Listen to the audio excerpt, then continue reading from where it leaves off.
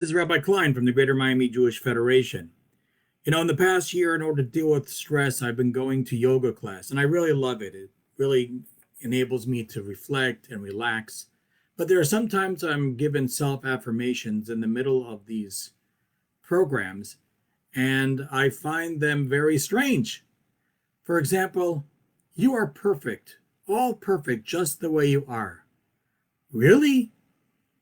What Nitzvavim, this week's Parsha, lacks in length makes up in power. The entire Parsha talks about the dynamics of return, of improving ourselves, of teshuvah. Moses, more than any living leader, understands the psychology of the people. He's actually acting as a therapist in this week's Parsha.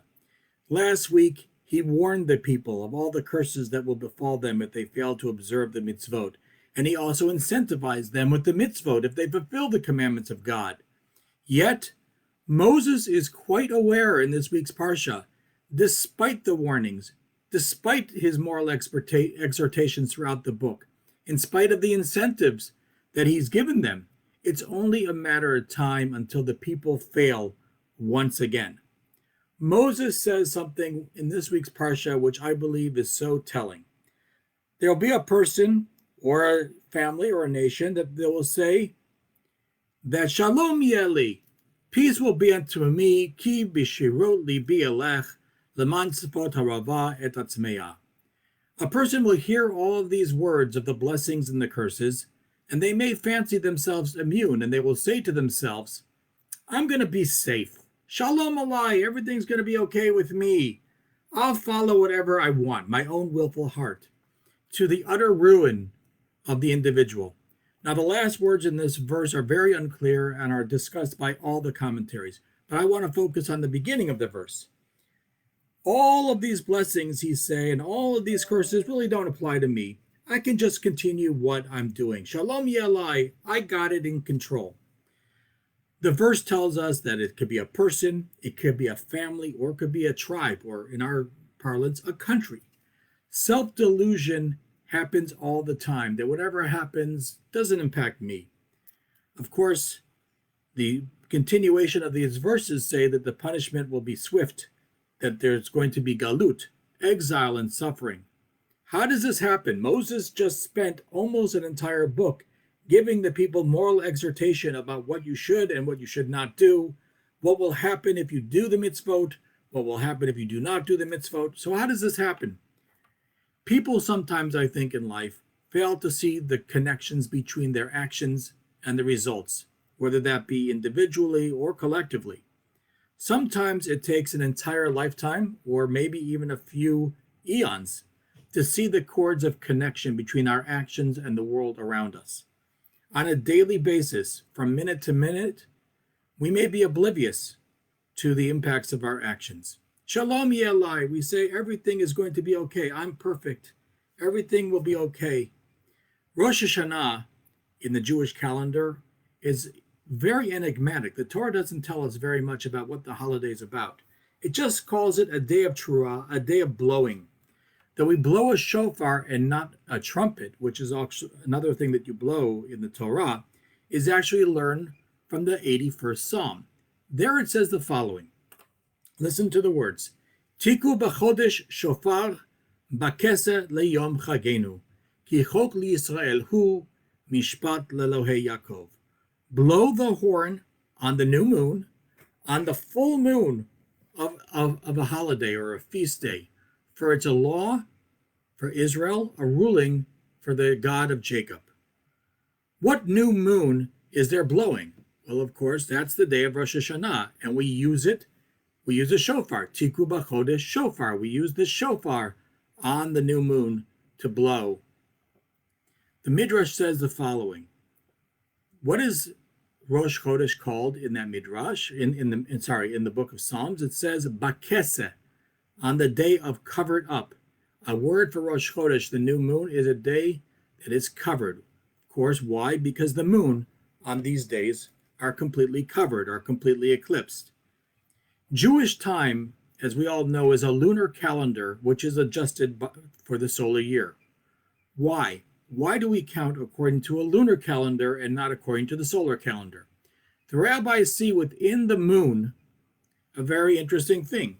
The moon is dynamic. It becomes full, it waxes and wanes. It's never in a static state. It's always moving towards its fulfillment or diminishing. The moon is always striving towards completion. Unlike the sun, which is static, it is always aglow. The moon is always in a state of pregnant potential, and so is the Jewish people. We are not static. Why is the moon dynamic? Well, the Midrash states, interestingly, that when God created the planets and the moon and the stars on the fourth day, there were two great lights. Of course, this is the moon and the sun. And the moon said to God, listen, there can't be two kings in this universe. There can't be the sun and the moon that are the same size. So God said, you're correct. You diminish yourself. You become smaller. And the sun, and therefore the moon was diminished, and the sun maintained its previous glory. So for the failings of the moon, the moral failing of the moon and its own hubris, its own arrogance and pride, it became dwarfed according to this midrash. In essence, the very nature of the moon is a testimonial to its own shortcomings. Humanity also, we like to think that we're all perfect and we are all fine the way we are, but we are all fallible human beings. We all can achieve greatness, but we are also fallible. We are also bound to fail at times. Therefore, just like the moon, so too is humanity. Some people, I think, especially in this new age thought, talk a lot about self-acceptance. And of course, self-acceptance is important. Somebody who continuously condemns themselves is never going to try to become better. It is important to love oneself. As we know, v'ahavta l'recha kamocha, love your neighbor as yourself. You need to love yourself. However, it's also important to realize that there are uglier parts of ourself. We can't just say, Shalom Yeli, I'm good, everything's good. All these curses and all these blessings are not impacting me. I can chart my own life. Why is Rosh Chodesh also called Bakese, on the day that it's covered? So the Shem Shmuel, the Sakachover Rebbe in the 19th century, said something very interesting. What is the idea of covering? Covering is a sign of shame, of embarrassment. When you cover up, you feel embarrassed. You say, I'm better than this, and you want to hide. Adam Harishon, when he sinned, he realizes suddenly, only after he sins, that he's naked. And what happens? He says he felt embarrassed. And the first thing that he does is he takes date leaves and he covers himself. While some may understand this as an act of suppression of shame, the Sakachover Rebbe understands this covering up actually as an admission of guilt. So the moon covers up also. The moon is constantly full, but then it covers up again. Both represent, human beings and the moon, in a sense, represent a realistic assessment of who we are. There's no self-denial. There's no saying everything's good for me. No. Both are honest. And honesty is so significant. In the Torah, the entire Tanakh, we only really have one story about what the Jewish people did on Rosh Hashanah. And that's from the book of Nehemiah, one of the last books in the Torah. The Jews come back from the first exile to the land of Israel, this small little band. And it's the first day of the 7th month, Rosh Hashanah. And there's a covenantal ceremony that Ezra, the leaders, do on that day. Ezra is a leader of the people, and he creates a ceremony. Part of the ceremony is the reading of the Torah. When the people hear the Torah, which they probably had not heard for 70 years, the people begin to cry and to sob. They're very upset, presumably because they realize how fallen they've become, how short they are from who they should feel they should be. But Ezra and the Levites say, don't cry. Today is Rosh Hashanah. Today is a holy day. Tell them to rejoice. Why shouldn't they cry?